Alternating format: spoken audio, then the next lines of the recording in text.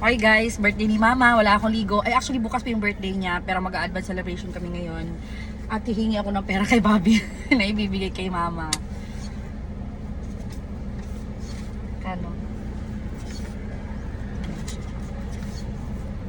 Ba't puro 500?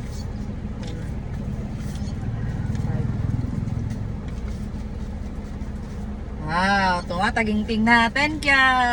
So, bibigyan natin ng 10K si Mama. Nakapagbigay na kasi ako ng birthday niya nung 62nd birthday ng 62 kyaw. Tapos si Papa nung 61st birthday ng 61 kyaw. So, hindi nasakto talaga ng 60 kasi nung mga time na yun, matinding pag-iipon pa. Actually, hanggang ngayon naman, matinding pag-iipon.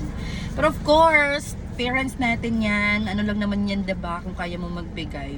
Tsaka, ayoko na magbigay ng bagay-bagay na hindi importante, mas essential talaga yung pera, guys. So, tara! Happy birthday sa pinakamagandang nanay ko sa buong mundo.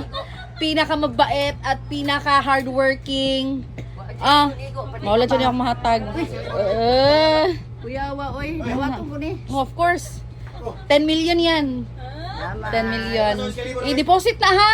Uy, labaw pas di ko. Ha? Unsa daw? Rose Kalibo. Ah!